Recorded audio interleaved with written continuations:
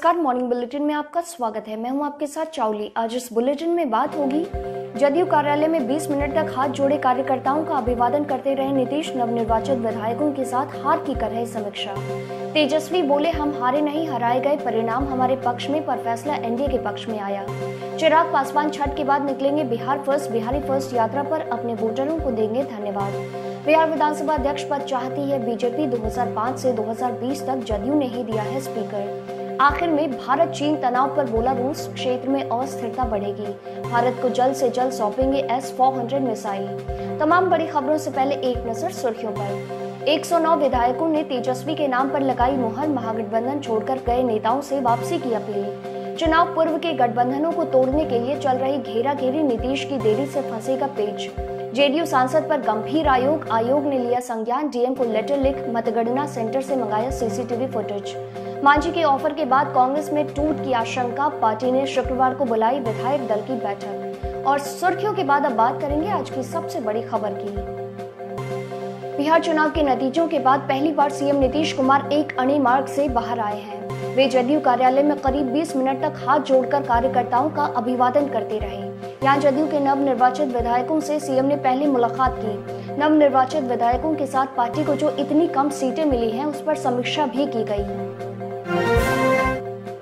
बिहार चुनाव के नतीजे एनडीए के पक्ष में भले आए हों, लेकिन राजद इसे हार मानने को तैयार ही नहीं है।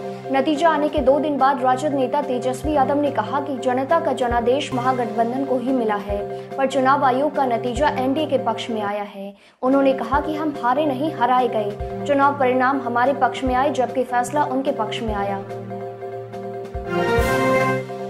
लोजपा के राष्ट्रीय अध्यक्ष चिराग पासवान अब धन्यवाद यात्रा पर निकलेंगे।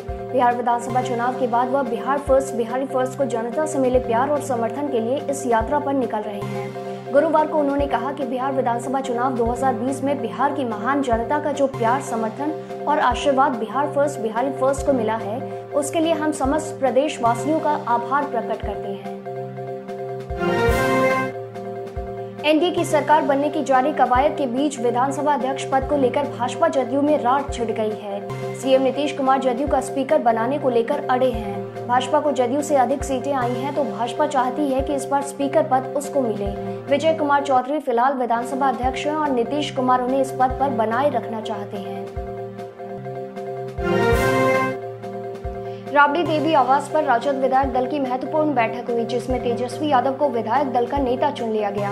इसके बाद वहीं पर महागठबंधन के नेताओं की भी बैठक हुई। इसमें 109 विधायकों ने तेजस्वी के नाम पर मुहर लगाई। विधायक दल की बैठक में आगे की रणनीति पर चर्चा हुई। बिहार में चुनाव पूर्व गठबंधनों की परफॉर्मेंस से 2005 की तरह एक बार फिर गवर्नर की भूमिका बड़ी हो सकती है। नीतीश कुमार की ओर से नई सरकार के गठन में हो रही देरी से राजभवन की ओर भी ध्यान जा रहा है। असदुद्दीन ओवैसी की पार्टी AIMIM के 5 विधायकों के साथ एनडीए के दोनों छोटे घटकों हम और वीआईपी पर महागठबंधन अब खुलकर डोरी डाल रहा है। बिहार के अपर मुख्य निर्वाचन पदाधिकारी ने गोपालगंज के जिला निर्वाचन पदाधिकारी सह डीएम से मतगणना हॉल में जदयू सांसद डॉक्टर आलोक कुमार सुमन के उपस्थित रहने के मामले में डीएम से सीसीटीवी फुटेज व वीडियो कैमरे की रिकॉर्डिंग तलब की है। ये साक्ष्य 12 नवंबर तक मांगे गए हैं।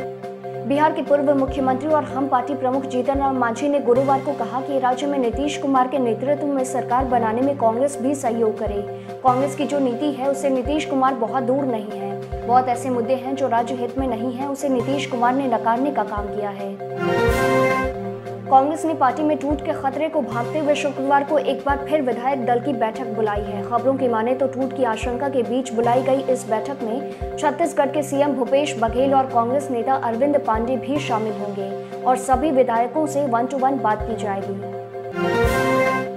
पटना के ग्रामीण इलाके में एक बड़ी वारदात हो गई है। जुआ खेल रहे जुआरियों का आपस में विवाद हो गया। इसके बाद एक पक्ष ने पिस्टल निकालकर ताबड़तोड़ गोली चला दी। गोली लगने से एक व्यक्ति की मौके पर ही मौत हो गई। इसके बाद भीड़ ने गोली चलाने वाले और उसके साथी की पीट कर हत्या कर दी। मिलते हैं छोटे से ब्रेक के बाद।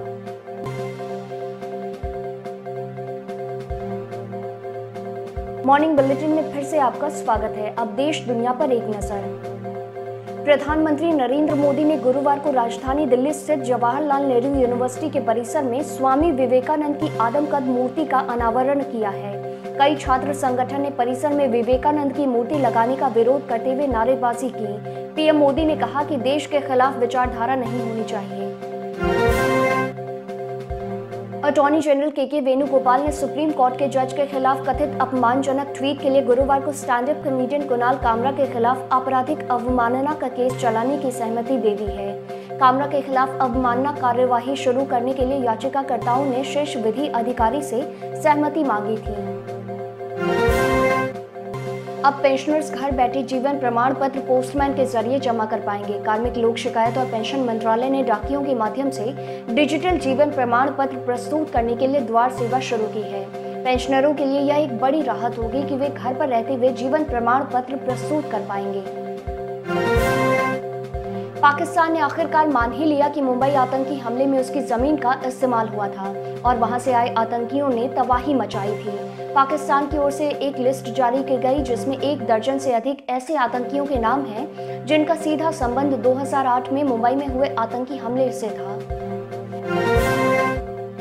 भारत और चीन के बीच तनाव की स्थिति से विश्व के ताकतवर देश भी चिंतित हैं। रूस ने कहा कि अगर भारत चीन के बीच सीमा पर तनाव बढ़ता है तो पूरे यूरेशिया क्षेत्र में अस्थिरता बढ़ेगी। इसके साथ ही रूस ने भारत को अपना ताकतवर हथियार S-400 जल्दी से जल्दी देने का आश्वासन भी दिया।